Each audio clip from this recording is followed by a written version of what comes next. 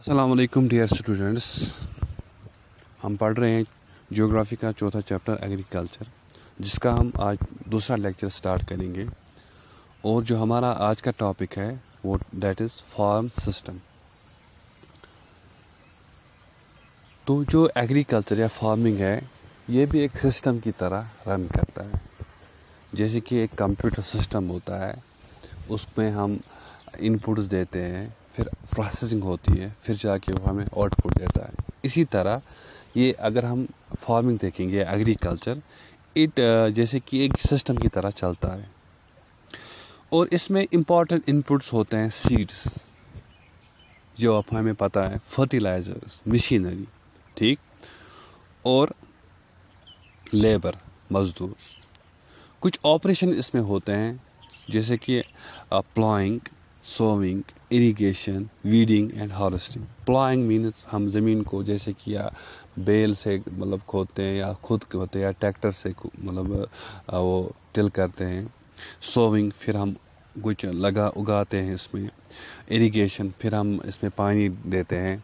Weeding and harvesting. Weeding means कि जैसे कि हम इसको जो अननेसेसरी ग्रास होता है उसको ख़त्म करते हैं, उसको वीडिंग कहते हैं। एंड हार्वेस्टिंग फिर हम इसको मतलब जो हार्वेस्ट करते हैं।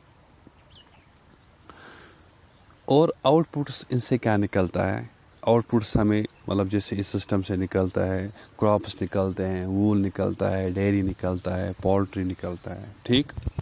तो एक फार्मिंग जो है it is like a system, जैसे कि एक एग्रीकल्चर सिस्टम होता है, उसी की तरह ये जो फार्मिंग है ये भी हम इसको भी हम एक सिस्टम की तरह लेते हैं। जैसे कि यहाँ पे दिखाया गया है कि इनपुट्स में मशीनरी, ट्रैक्टर का इस्तेमाल किया गया है, केमिकल्स का, सीड्स का, प्रोसेस में प्लाविंग, सोविंग, स्प्रेइंग, और आउटपुट्स में जैसे क्रॉप्स हमें निकलते हैं। फिज़िकल इनपुट्स में जैसे कि इसमें होते हैं human input, storage, labour, machinery, chemicals, ये फिज़िकल इनपुट्स है। तो जो ये फार्म सिस्टम इसलिए कहा जाता है कि इसमें हम इनपुट इस्तेमाल करते हैं, प्रोसेसिंग करते हैं, फिर जाके हमें आउटपुट हासिल होता है। तो बच्चों आज जो इसके बाद हमने जो पढ़ना है that is types of farming. Farming के अलग अलग जो टाइप्स होते हैं। फार्मिंग जो है, जैसे कि हमने कहा, वर्ल्ड के 50% जो एरियाज़ या 50% जो लोग हैं ये फार्मिंग से रिलेट हैं। ये डिफरेंट जगहों पे की जाती है फार्मिंग।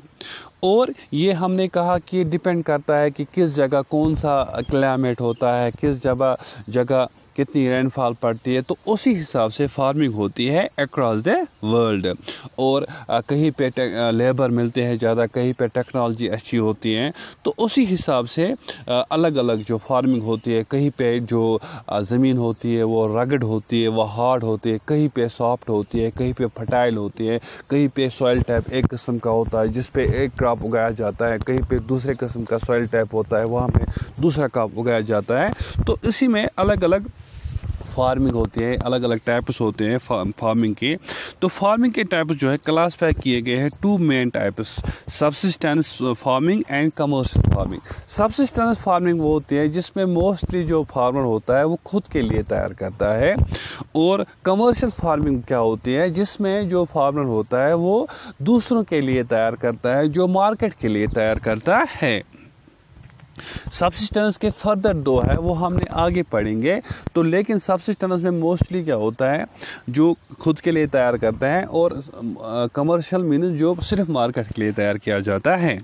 सब्सिस्टेंस फार्मिंग जो है ये की जाती है to meet the needs of the farmers family. जो अगर मैं कोई फार्मर हूँ, मेरी कोई फैमिली है, तो मैं सब्सिस्टेंस फार्मिंग करता हूँ। मैं जो मेरी प्रोडक्शन निकलती है वो मैं खुद के लिए इस्तेमाल करता हूँ। तो पुराने ज़माने में पुराने ज़माने में क्या था कि टेक्नोलॉजी ज़्यादा नहीं थी, हाउस होल्ड लेबर किया जाता था, तो आउटपुट कुछ खास नहीं निकलता था। लेकिन आज सब्सिस्टेंस फार्मिंग जो हम फर्दर डिवाइड करेंगे, एक होता है इंटेंसिव सब्सिस्टेंस फार्मिंग एंड दूसरा होता है प्रिमिटिव सब्सिस्टेंस फार्मिंग, ठीक। Primitive subsistence farming and intensive subsistence farming.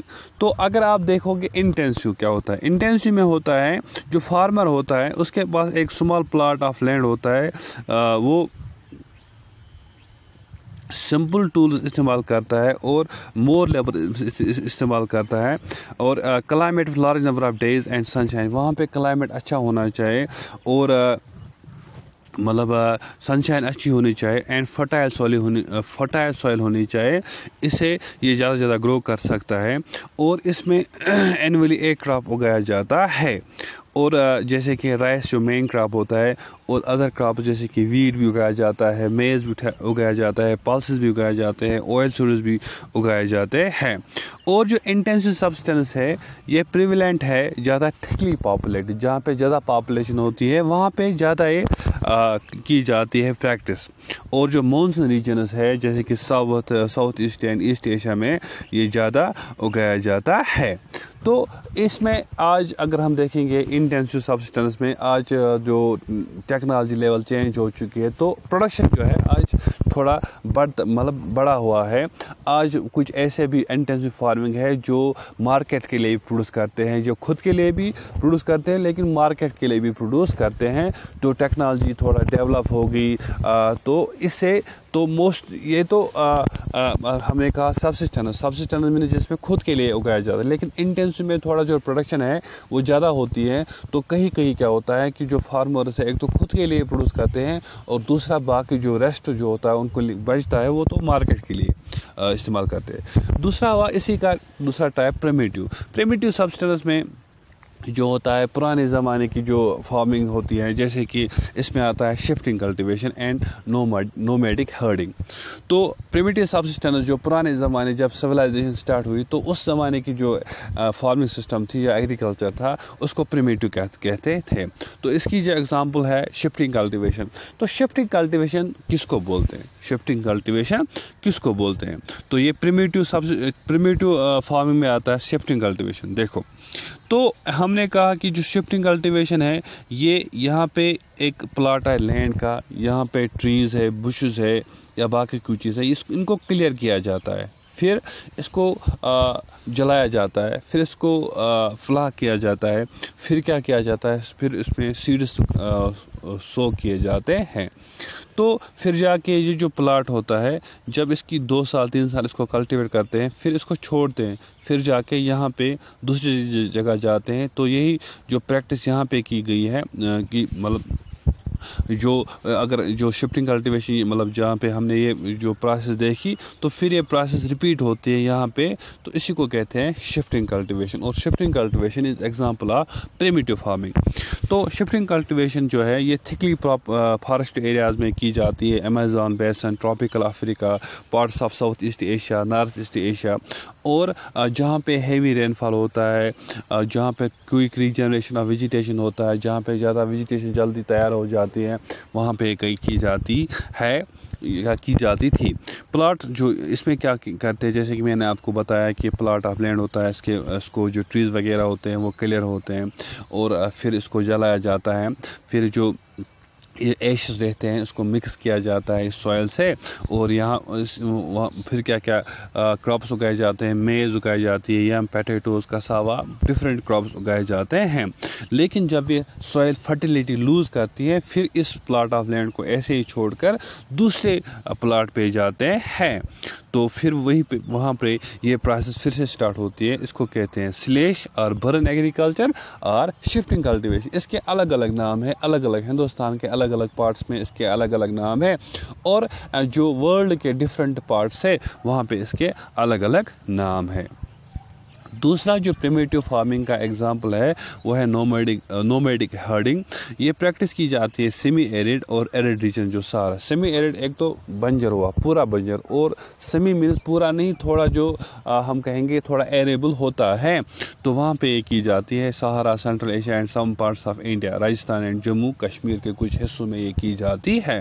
इसमें क्या करते हैं, नोमैडिक अगर हम बोलेंगे, नोमैडिक इसको बोलेंगे। नोमैडिक वो होता है जो एक जगह नहीं रहता है, मतलब उसके पास अगर आपने देखा होगा कि उनके पास होते हैं कैटल्स भी होते हैं, उनके पास शीप भी हो सकते हैं। तो ये क्या फार्मिंग है, इसको क्यों मतलब इसकी कौन सी टाइप मतलब फार्मिंग है, in this type of farming hertz में जो होते हैं, जिनके पास है झुंड होता है, तो ये एक जगह से दूसरी जगह जाते हैं, ये एक जगह नहीं रहते हैं, फ्रॉम प्लेस टू प्लेस अपने एनिमल्स के साथ।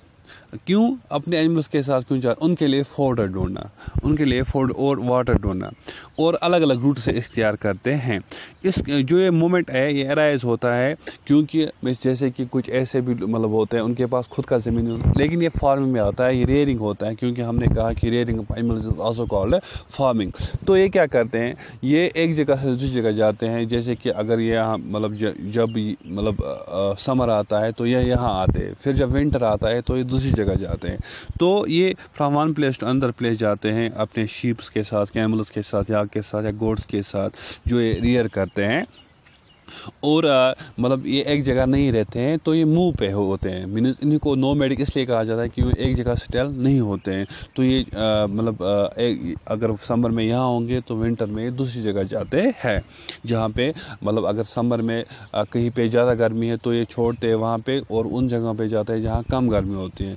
और विंटर में जहाँ पे मतलब सर्दी होती है वहाँ नहीं रहते हैं, जहाँ पे गर्मी थोड़ा होती है वहाँ ही रहते हैं। तो इनके पास ये वगैरह ये मतलब एनिमल्स होते हैं, और ये इनको प्रोवाइड करते हैं milk, meat, wool, hides and other products इन हर्डर्स को और इनकी फैमिलीज़ को। तो इनकी जो लाइवलीहुड है वो इसी पे डिपेंडेंट है, and it is one of type of farming of primitive.